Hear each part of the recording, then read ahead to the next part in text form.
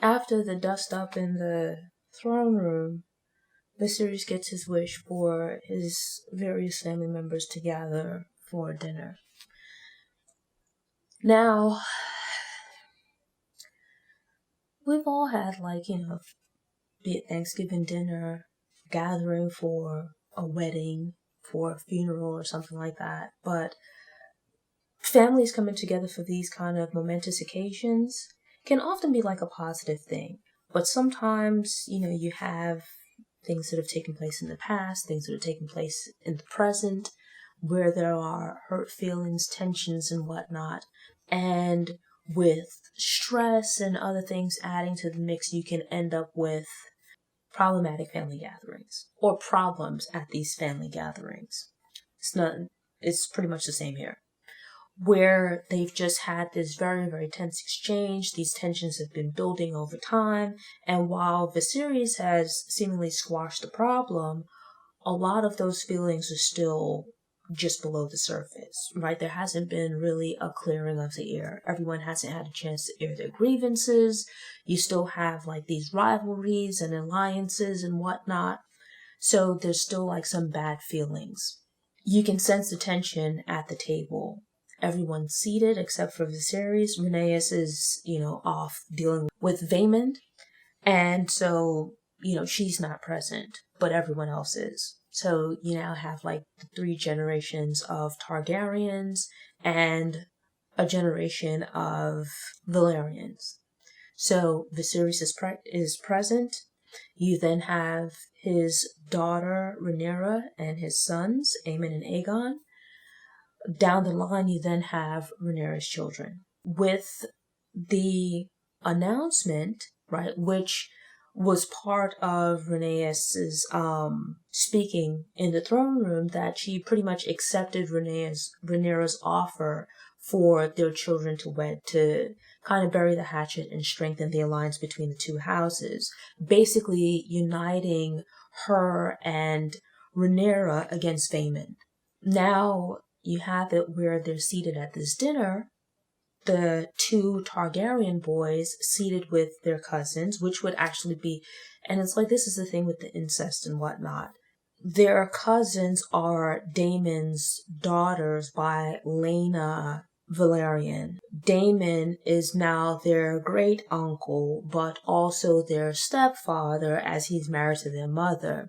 It's a whole I'm my own grandpa situation. But the children have grown up together. They've been united with Daemon's kids for some time.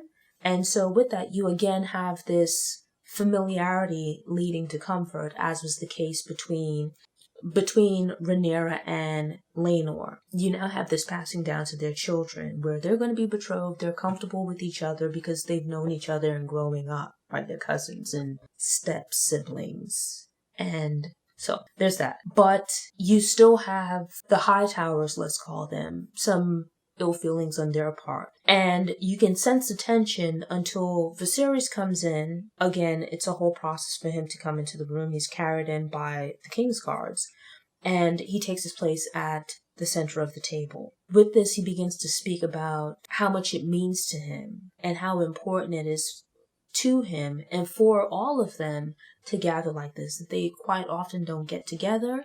He recognizes that he likely doesn't have much life left to live. And so it's a very significant thing for him to see his family gathered here. As we see throughout the show, that Viserys is very much about keeping the family together. When we first saw him earlier on in the episode, when Rhaenyra and Daemon went to see him, he had a bandage on his face and whatnot. We could still see he was falling apart aside from that, but the right side of his face and his eye and whatnot were covered. When he comes into the throne room, he's wearing a golden type mask on that side of his face, which he is now wearing at supper. But in the midst of giving his speech, he actually takes it off, and it is jarring. It's some netherworld stuff. Rhaenyra is sitting to his left, Alicent is to his right. He's between the two of them, the 2 most important women in his life. And as he's speaking, his head is turned forward, but he actually turns his head to Rhaenyra, and it's like something out of a horror movie. It reminded me of like a scene from Pet Sematary 2, I think it was, where like the stepdad is like a state trooper and he's been killed, but he comes back and it's like his neck and half of his face are gone. It's sort of a similar situation here where like he turns his head and like dude's eye is missing, like the eye socket is just empty. His cheek has like this wound where it's like, it's not like it's open, because like you can see into his mouth, you can see what looks like tendons holding like the cheek, like the jaw together and whatnot, but it's like there's a hole in the side of this guy's face, and it looks like something from a horror movie. But like his heart is still there.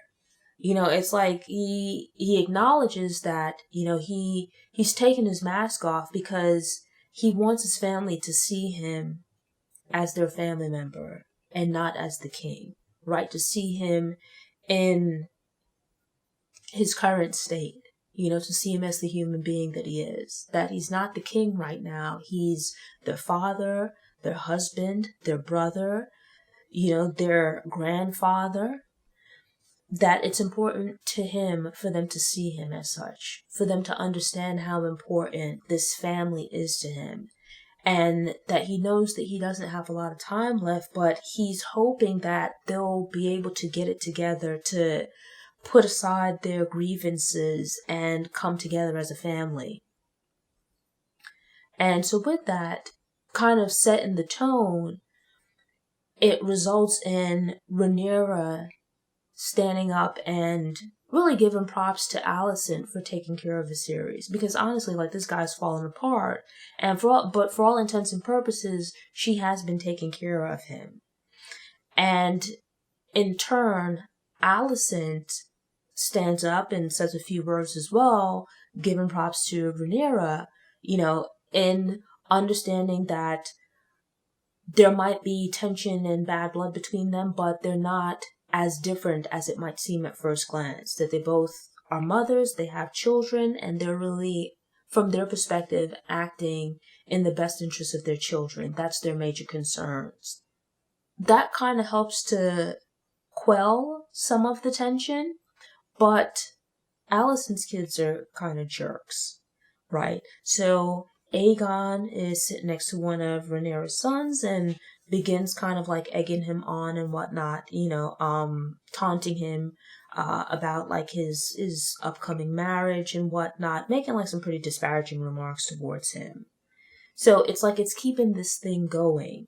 At the same time, you can sense some tension from Aemon, who's seated at the other end of the table. Aegon is making some negative remarks towards Viserys. He seemingly stands up to defend himself. Aegon, like the two of them stand up, and in response, Aemon stands up at the end of the table, sort of like his brother is instigating the conflict, but at the same time, he's at the ready to defend his brother, even though he's in the wrong.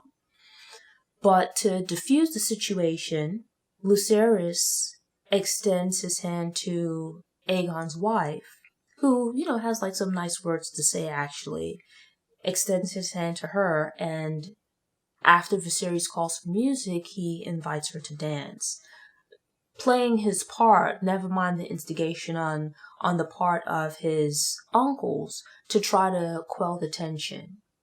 So the two of them stand off, they start dancing, and there's seemingly merriment around the table. You even see Hightower like smiling, right?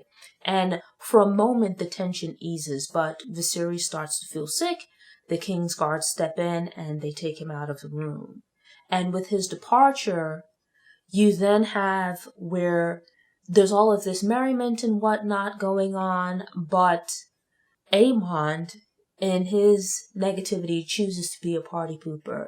And where there's been, these kind things said, these things start to kind of smooth things over and begin the path to mending these relationships, he decides to put a passive-aggressive end to it, where he stands up and he starts, making some some pretty snide remarks, right? Mentioning about Viserys and Jaceres being like, strong boys and whatnot, which is like a play on words, as it's rumored that their father was Sir Harwin Strong, to which the boys take offense, and all of this goodwill that had just been in the room is immediately sucked out.